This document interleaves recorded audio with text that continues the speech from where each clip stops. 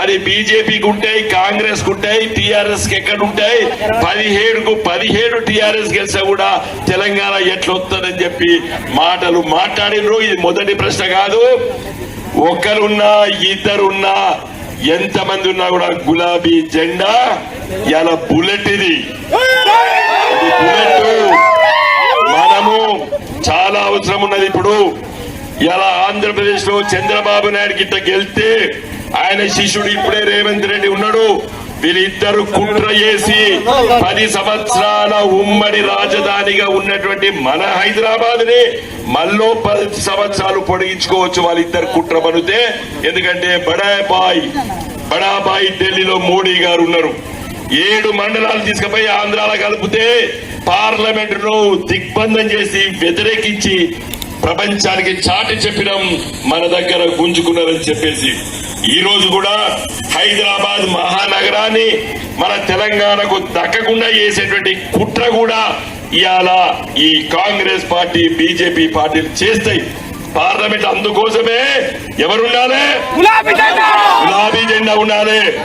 ఇలా పోయిన 5 ఏళ్ల కింద బండి సంజయ్ ఓడిపోయిందని ఒక సానుభూతి, అపోలో హాస్పిటల్ పడ్డాడని ఒక సానుభూతి, తర్వాత మతం పిచ్చి ఇవన్నీ కూడా రెచ్చగొట్టి బండి సంజయ్ ఎంపీగా 5 ఏళ్లు ఉన్నాడు నన్ను ఓడగొట్టి. నేను 5 ఏళ్లు ఉన్నప్పుడు ఇలా మన సిద్దిపేట మీదికెళ్ళి హుస్నాబాద్ మీదికెళ్ళి ఎలకతుర్తి వారికి రోడ్డు కొట్లాడి సాధించుకున్న మనము. ఎందుకంటే ఇది పేదరికం ఉన్నటువంటి ప్రాంతం. ఆ రోజు నన్ను ఎవరు అడగలేదు, నేను ఎంబడబడి తీసుకొచ్చిన. ఇలా కరీంనగర్ నగరానికి 1000 కోట్లు పట్టుకొచ్చినాం. మీరు సిద్దిపేటకి పోవాలంటే రైల్వే లైన్ అవుపడ్డా మీకు? ఊహించిందా మీరు ఇక్కడ రైలు వస్తుందని? ఇలా రైళ్లు పట్టుకొచ్చినాం.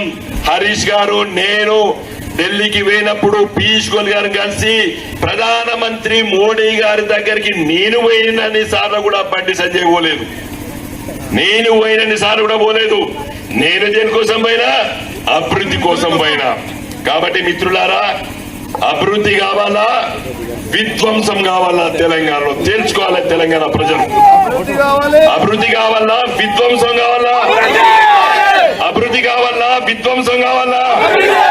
అభివృద్ధి అంటే గులాబీ జెండా, విధ్వంసం అంటే కాంగ్రెస్ బీజేపీలు. కాంగ్రెస్ పార్టీ తెలంగాణలో అధికారంకి వచ్చి 4 నెలల్లో వ్యవసాయాన్ని విధ్వంసం చేసింది. ఇవాళ అవునా కాదా? అవునా కాదా? ఇలా రైతాంగ బతుకులు నడ్డి విడిచినటువంటి వెన్నుపూస విడిచినటువంటి పార్టీ కాంగ్రెస్ పార్టీ. అందుకోసమే విధ్వంసం వైపు అడుగులేస్తున్నాడు రేవంత్ రెడ్డి. తెలంగాణలో విధ్వంసం చేయాలని ఇంతకుముందు హుస్నాబాద్ లో ఒక బట్టల దుకాణి మేనేజర్ వచ్చిండు. నేను అడిగిన బట్టలు అమ్ముడుపోతున్నాయంటే మంచిగా అమ్ముడుపోతున్నాయి. గ్రామీణ ప్రాంతాల్లో పచ్చదనం ఉంటే రైతు దగ్గర 2 రూపాయల జేబులుంటే చీరలు కొంటాడు, భార్యకు బట్టలు పట్టించుకుంటాడు, బిడ్డకు ఒక బట్టలు కొంటాడు. గ్రామీణ ప్రాంతాలు ధ్వంసం చేస్తే విధ్వంసం చేస్తే ఇవాళ మీ వ్యాపారాలు కూడా నడవై బిడ్డ అని చెప్పినా. అందుకోసమే గులాబీ జెండాకు ఓటు వేయని చెప్పినాం. ఇలా విధ్వంసం కాంగ్రెస్ పార్టీ ఇట్లా చేస్తే ఇలా Bandi Sanjay party BJP party మన దాంట్లో మనకు చిచ్చు పెట్టి ఇలా మతము విశ్వాసం అనేది వ్యక్తిగతం. ఇలా మతంతో ఓట్లు అడిగేటువంటి ఏం చెప్పాలి నాకు బాధేస్తాను. ఇలా రాముని బొమ్మ పెట్టుకొని ఓట్లు అడిగేవాడు ఉంటాడా అసలు? రాముడు లక్షల సంవత్సరాల క్రితం చెల్లి ఈ భారతదేశం లోపల ఉన్నటువంటి ఒక గొప్ప మహానుభావుడు, మనం విశ్వసిస్తాం. కానీ అలా ఊర్లలో ఇంత వచ్చిండు రాముడు గుడి బండి సంజయ్ మోడీ గారు, మరి దాన్ని మొక్కుతాం మనం? నీకు నిజంగా ప్రేమ ఉంటే, రాముని మీద ప్రేమ ఉంటే ఒక రామాలయము రాముని బొమ్మ పెడితే ప్రతి ఒక్కరు ఇంట్లో పూజ గదిలో పెట్టుకుంటారు. ఇలా నీ బొమ్మ పెట్టుకున్నందుకు ఎక్కడ వచ్చిండ్రు? దాన్ని ఎక్కడ తీసుకుపోయి పెట్టిండ్రు?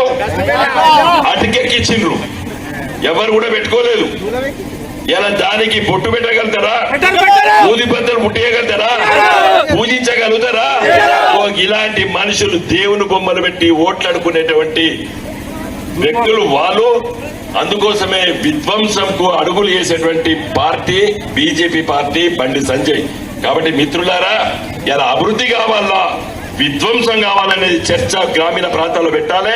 ఇంకా చివరిగా ముగిస్తున్నా, నేను ఎలుకతుర్తి నుండి గంభీరావుపేట వరకు, మల్యాల నుండి బెజ్జకి తిరుగుతున్నా, ఎక్కడ చూసినా రైతులు బిడ్డ ఈసారి కారు గుర్తుకు వేస్తాము, మళ్ళీ మంచి రోజులు రావాలి, మన కేసీఆర్ గారు రావాలి, మీరు గెలవాలి, నువ్వు రందిపడకు బిడ్డ అని నాకు చెప్తున్నావు. రాత్రిపూట నిన్నకు అక్కడ ఈ రాళ్ళు రప్పలు ఉంటాయని జాగ్రత్త కళ్ళు కింద పెట్టుకుని నడతానా, ఒక ముసలవన్న ఇట్లా తట్టింది, రందిపడకు బిడ్డ నువ్వు గెలుతాను అన్నది. నాకు ఎంతో తృప్తినిచ్చింది. గ్రామీణ ప్రాంతాల్లో యువకులు ఎనకడ బండి సంజయ్ చేసిండు, యువకులు అన్నారు, ఇప్పుడు ఎవ్వరు ఎత్తలేరు. ఆ యువకులు 27, 28 ఏళ్ళు వచ్చినాయి. పోయినసారి చేసిన వాళ్ళకు సంఖ్యలో ఒక పిల్ల వచ్చింది, వానరంజల వాడున్నాడు, ఈ బండి సంజయ్ ఎవడు పట్టించుకోవట్లేడు ఊర్లలో. ఇప్పుడు ఉన్నటువంటి యువకులు కొత్త తరము, వాళ్ళు గులాబీ జెండా, ఇలా మార్పు జరగాలంటే మంచి జరగాలని చెప్పి కోరుకుంటున్నటువంటి యువత కూడా మన ఎమ్మడి ఉన్నది. కాబట్టి దయచేసి మీరందరూ కష్టపడండి. ఈ 9 రోజులు కారు గుర్తుపై ఓట్లేయండి. మనం పార్లమెంట్ పోదాం. మన తెలంగాణ రాష్ట్ర అభివృద్ధి కోసం 24 గంటలు పనిచేసి మన రాష్ట్రాన్ని కాపాడుకుందామని తెలియజేస్తూ, అభివృద్ధి వైపు ప్రయాణం చేద్దామని తెలియజేస్తూ సెలవు తీసుకుంటున్నా.